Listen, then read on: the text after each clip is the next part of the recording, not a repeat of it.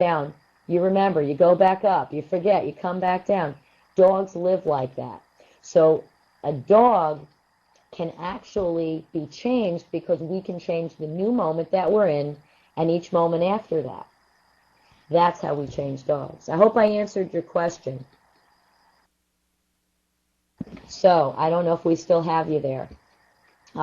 So whoever's next on the list there, Boaz, if you want to let them get up here, and I will take their question. Yes, you have Adele from Texas. Welcome, Adele. Hey, Janice. We've spoken before, and I'm sorry I missed you when you were in Houston. Dinner's on I'm me coming next time. back. Okay. Well, I'm actually coming back in about a week and a half. Keep an eye on the website. Cool. I will do that. Listen, I have a 14-year-old who's deaf. Okay. Doesn't work. It will. Works No, with the other no. two, but he can't hear anymore. So, do you have any suggestions? He doesn't have to hear. He can feel the energy. You could put earplugs in and close your eyes, and you'll know if somebody's looking at you from behind, right? You ever have the Sure. feeling you're being watched? Oh, yeah. Right? Oh, yeah. Your dog, Okay. when Mark and I were just out in Houston a couple weeks ago, we did a family. She just adopted a pit bull off the street. She has an older, I think it was 12 or 13, deaf and blind Dalmatian. She has a 10-year-old deaf Dalmatian. She has the pit bull, and then she has a blind deaf Bichon that's like 150 years old. And the shush sound, it's not the sound, it's the energy behind it. But even with a blind animal or a deaf animal, you can use the point with throwing your energy, the shush, and you can use the bite. But normally these dogs are more fearful. So if you want to poke those dogs, and instead of doing it in the neck where the dog might come back and bite if it gets fearful, That's absolutely correct. Since he has become deaf, he startles much more easily, and he does take his cues visually from even though of the three, he is the alpha dog. He does take his cues from them visually now, and like a person, like a human being who goes deaf, his bark is a little bit strange. He doesn't bark very much anymore, which is probably good because he sounds a little bit strange when he does now. But you're okay. right. He started But quite. poke him, right, because dogs get hypersensitive. Now, here's one thing that you can do. Put a bell or something that makes a little noise on your other two dogs, each of the dogs. Your deaf dog, or is he blind or deaf? He's He's deaf. deaf. Put the bells or something because it still makes a vibration. And wear shoes yourself. Wear shoes or boots, something that makes a little vibration so he can feel you coming. Okay. Okay? Okay. And the shush and point at him. Like, I can't do it, but snap and point at him with that shush. He'll feel the energy. But don't look at him after you do it. Correct him and then look away. Got it. Okay? Okay. Thanks And so keep an much. eye on the website. I'd love to see you in Houston. Okay. Thanks so much. Okay, who's next on the mic? All right, Go we ahead. have, let's see here, Wahali from Washington State. Hi, Wahali. How are you? Hi there. I'm having trouble with potty training. Okay. What kind of dog? How old is it? A 10-month-old Chihuahua. Okay. You have a 10-month-old Chihuahua. Okay. Um, Hold on one second. My webcam just shut off here.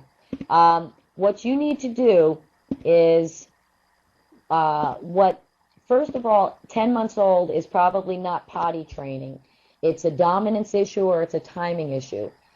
You're free feeding your dog, so you're leaving food out all the time, so your dog can kind No, of no pick and free choose. feeding. You're not No free free feeding. feeding. So he's No. basically having pee accidents or poop accidents. Both. Okay. Usually poop accidents are a timing issue. If you feed your dog, keep a journal for 3 days of what you're feeding your dog, even if he poops on your kitchen table. Write down when he eats, write down when he goes out to pee, and write down when he goes out to poop. And here's the thing, when he is active, these are 3 things for anybody with a puppy. The first thing you need to do, anytime your dog wakes up from a nap, even if it's a 5-minute nap, anytime your dog finishes play, and I mean right away, so he finishes playing, or after meals, he needs to go out. Assuming you're doing all that, if the accidents are late at night, it may be that his bladder isn't developed. Sometimes they can get something called like a spay incontinence or a neuter incontinence where it does affect them if it's just kind of a generic thing that's happening all the time. But here's the problem, especially Chihuahuas, because even though they're little, you know they don't think they're little. If he's peeing on, if he's peeing on things, or is he peeing on the floor in a particular spot? On the floor. Okay. Is it always in the same spot, or is it kind of all over the place? It's everywhere. Okay. What he's doing is marking his territory. That's from dominance. He is saying, well, it's my house and I can pee if I want to. So what you need to do, get the book, do what we say in the book. If you don't do something pretty soon, he's going to wind up getting aggressive, because Chihuahuas just jump from that dominance to aggression real fast, and you're going to go to take a bone away, or someone's going to go to pick him up or to pet him, and he's going to growl, and then he's eventually going to bite them. But he's 10 months old. You need to set the rules for him. And if you buy a copy of the book, you can get it from, email me at njdogwhisperer@aol.com. If Sean can get that on there again on the website, I'd appreciate it.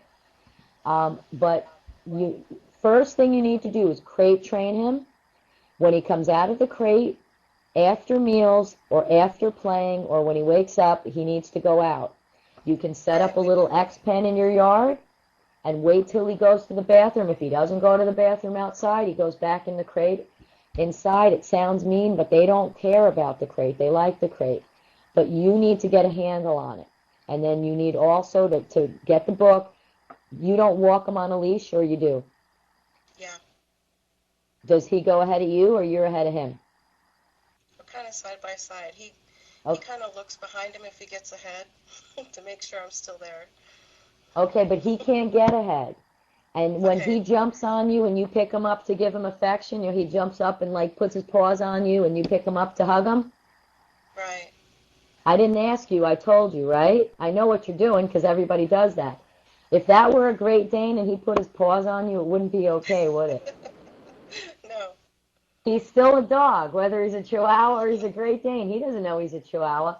So if he puts his paws on you, you're going to poke him in the neck, a little tiny poke in the neck with a sound, and look up, look away, look for cobwebs. You'll find cracks in your ceiling, holes in the wall, cobwebs. You'll be surprised.